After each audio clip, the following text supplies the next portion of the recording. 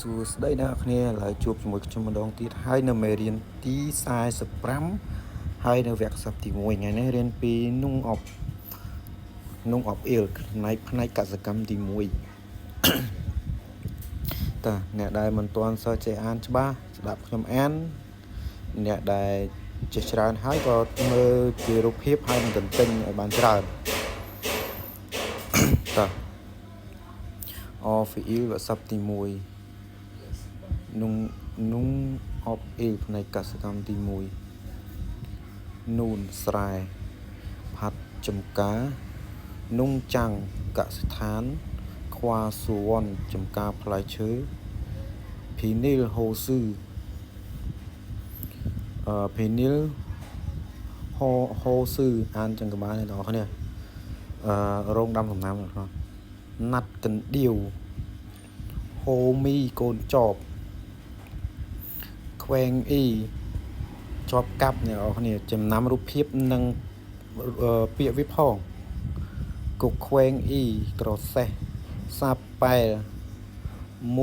ម៉ូជើងសាំម៉ូជុងសាំកូនប៉ែលដាំដំណាំកាលខ្វីប្រដាប់កាវឬក៏ប្រដាប់រស់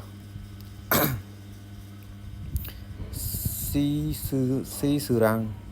រនាស់ហូស៊ឺ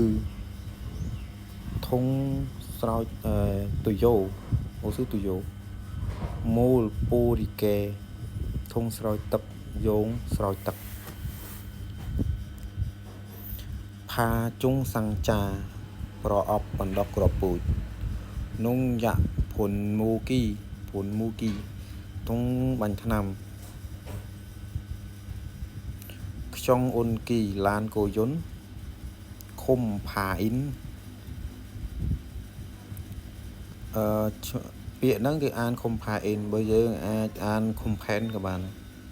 តែណាឃុំផាអ៊ីនពាក្យកូរ៉េម៉ាស៊ីនច្រូតស្រូវអ្នកនរគ្នា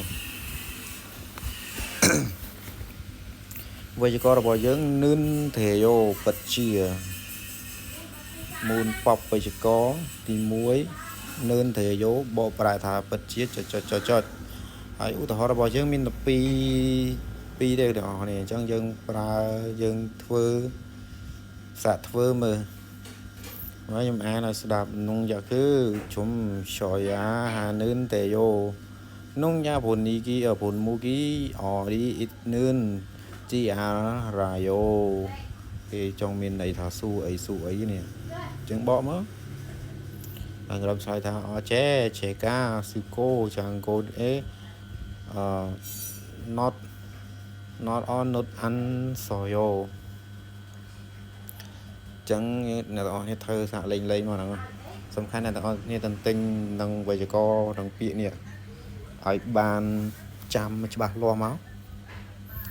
ចឹងយើងថ្ងៃមុខទៀតរៀនអាចនឹងទៅមុខទៀតហើយងាយស្រួលនឹងទៅមុខ